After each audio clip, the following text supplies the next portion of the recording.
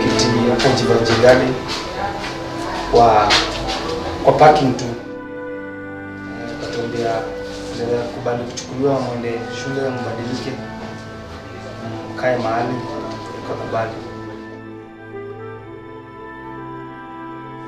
Juvinales had met me at this place, and he told me to pray so that I can get sponsors so that I can be taken to school. And actually we prayed, and our school has been paid by Pastor Alan since Form 1. I really thank God for him. One of the boys, I've been here for the last 4 years, and when I came here I was not going to school, and now I'm a candidate. My name is Juvinales. I'm a hairstylist for the last 15 years. This is my 15th year. And also I'm involved in humanitarian work. I've been brought up in a poor family, whereby food is a priority. Food is a big issue. And after going through that, I enrolled in my high school level. Then after clearing the school, I went to the hair industry. In the hair industry, I would say that I've done a lot in the industry of hairdressing. I could ask myself, why was I born? What was my purpose here? Was I just for me to be doing nice hair, to meet who is who in this country? And in the middle of all those questions, I couldn't get an answer until when I now decided, let me get married.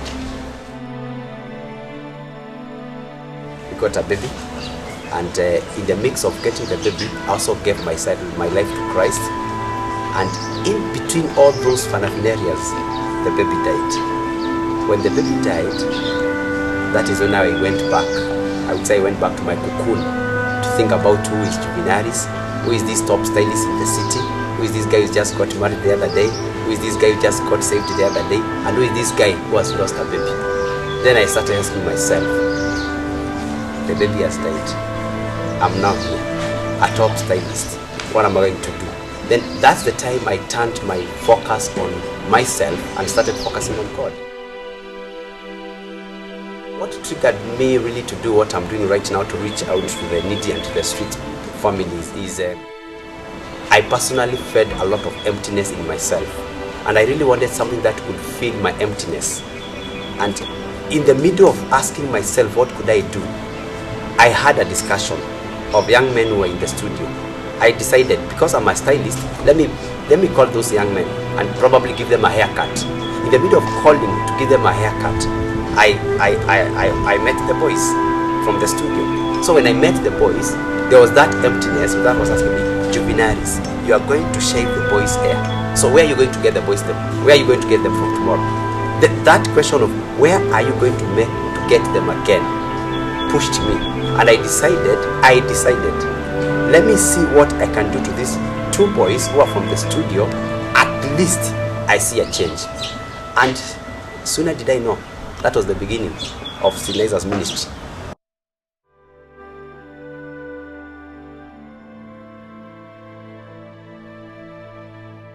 The boys used to disappear to go to the streets to pick their friends. They come and sleep together. Until one day I was like, no, there's something wrong happening with the boys. So one day I decided to go very early in the morning to see what really goes around. I arrived in the premises I had rented for them at around 5 o'clock in the morning, and I found so many boys. And I was like, okay, what's the problem with you boys? You don't have a place to sleep. So I decided with them, stay, don't go.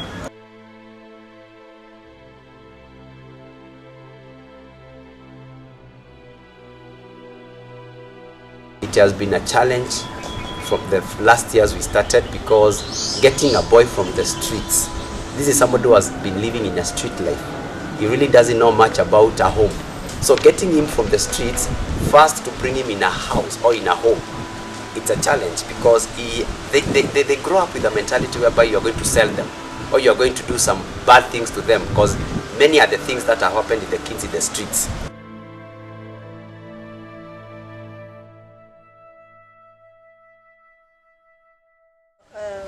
Being somebody who is in ministry, I think the most challenging part is time, because you realize most of the time you don't spend time together.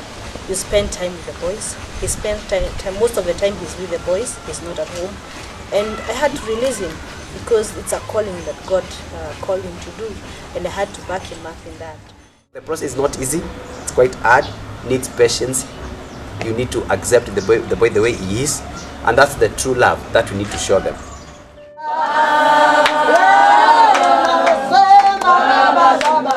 We focus on God, and focusing on God means they have to wake up at 5 a.m.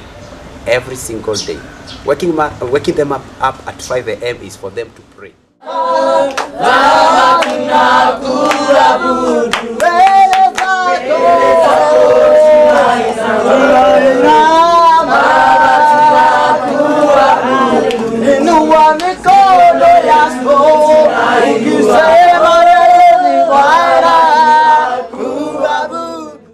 A couple of them go to school, they prepare themselves, then they go to school.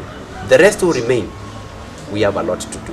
There's the cleaning, because each boy must be a responsible young man to know how to clean, wash his clothes, clean the compound, clean the rooms, make the beds, participate in the community activities that we have, like scouting, tree planting, cooking, because it's so amazing. Young men are growing up without knowing how to cook. Personally, I was brought up in a cooking family. Many are the boys who are out there, they really don't know how to cook. So if I say that I'm teaching them responsibility with what I've gone through, is I want the boys to learn these things for themselves, such that the moment they leave here, at least they know how to pray. If not a big prayer, our Lord's Prayer. If not something big, how to clean themselves, how to wash their clothes, how to do small jobs that are supposed to be done. Because we have grown up in a culture whereby men are not supposed to do ABCD. But I want to be different.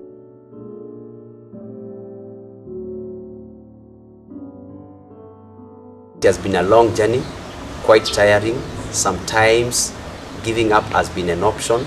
Sometimes not waking up to come to see the boys has been a big issue. But all in all, I decided, let me do this one thing and see how far it will go.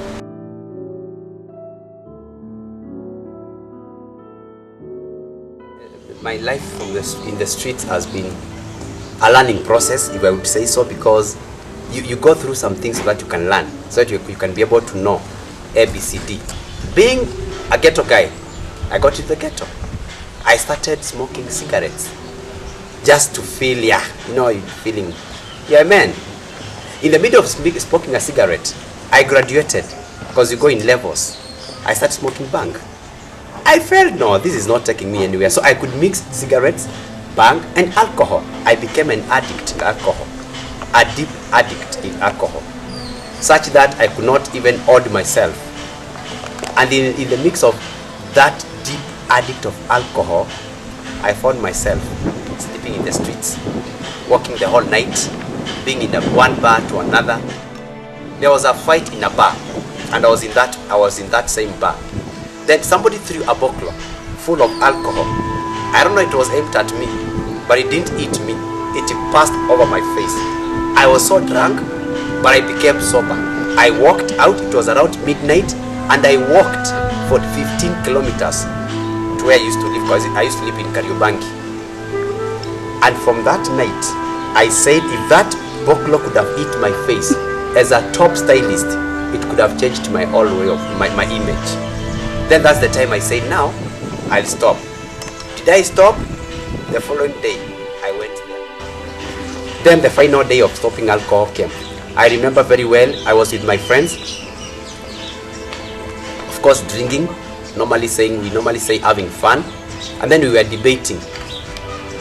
Then a friend of mine told me, Juvinales, if you stop alcohol, Kenya breweries will lock the doors. Because you are a drinker. That thing anchored me. That statement anchored me. I told this guy, I'm going to stop and see whether Kenya Brewery is going to stop or whether they're going to close the doors. And that anchorness made me to stop alcohol. As an organization that is registered by the Kenyan government under Streetnizers Ministry Transformation Center, we have a club that we call Drunk Counseling Center, whereby we are working mainly with Nakada. I normally invite them to come, such that Nakada, when they bring their information here, the boys are able to learn from them. I also use myself with my past photos to tell the boys, if you do this, it will take you to this level. I really want the boys to be self-entrepreneurs, to make money out of themselves without looking at other people to bring them the money. I've come to realize sponsorship is oneself. Personally, I've been a sponsor for what I'm doing, giving myself to this young man, and in the middle of doing that, we connected with a friend of mine, who I call him a friend now, Pastor Lenny, who has also been very supportive, especially when he met this young person doing the street family. He started reaching out to paying the rent, and now 5 years he has been supporting us in paying the rent, and a few people have come in handy. I have my friend, who is also my bishop, Reverend Alan Kuna, who has been supporting a lot in education, and individuals. I have so many friends who have come up, people like Nameless. There are people who have come up as a family. They have been supporting these boys with food, clothes. If you see these boys dressed up, you won't imagine they are boys from the streets. Yeah. One of the things I would want to see with Streetnizers Ministry is the growth part of it, and especially to empower these young men so they can now go back to the streets and to the needy cases, and of course lift somebody, because to me that will be the true success. True success will not be the buildings that we will build, but the people whom we have lifted out of the 2 boys to 200,000 boys who will be lifted out of the 2 boys. And of course, this is lifting means lifting them from the stage they are in of poverty and making them entrepreneurs so they can go back and lift others. That's one thing I really want to see, because there are so many young people in our country who just need a lifting, just a lifting, and from there they are able to walk. We have partnered with a couple of schools whereby we are running programs like scouting, environmental work with the NEMA. NEMA has been very focal with us, and also the Karuri Town Council, which has been supporting us in work of environment with the scouting, and now the schools. So we have become one big team. And in environment, we have been able to plant so many trees. That is one thing we have really been appreciated by many, I would call them corporates, if I would say so. And also we have programs whereby we have photography, video, and we have gone a step ahead. We bought a machine through the Equity Bank. This machine is an instant photo processor, whereby we take photos. The boys are being trained by me to take photos, then they process them. And when the visitors come at the center, at the Streetnizer Center, we are able to sell the photos to them. So I have the issue of hairdressing, whereby some of the boys have taken up with me now. They are doing hairdressing as a career, and they are doing well, and I'm happy. Some of them I'm also training them to be hairstylists. And also we have boys who are doing IT, that is computer technicians, and they are doing very well. Some of the boys are now venturing into start their own companies. So we have a couple of programs, and surely they are doing well. What I normally do as an individual, personally I go to the streets, I pick the boy myself, I bring him here, and I see when we start working with the boy, I look like a mad person, because not many people accept me, because the boy is very dirty. When you get to a matatu, even the conductor does not want to get me with the matatu. I also want to see people getting out of their comfort zone and now extending their love. They're extending their practical love, not the love of I love you, the practical love. I want to encourage you watching me. It is not the much that you have, it is the small that you have. And that small is that one, yes, that small is that one that makes the difference.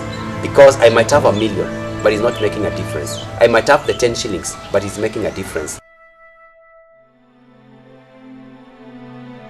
This is something that we have a passion for, young people, empowering them, giving them a chance and an opportunity to be able to utilize their talent so that they can further enhance their lives, because most of these people come from very humble backgrounds. Like if you look at Juvinales and the boys that he has, you cannot say that these are people that are able to get some form of income because they are actually from the street, and when they come, they need to be empowered in order to get that income. So we basically come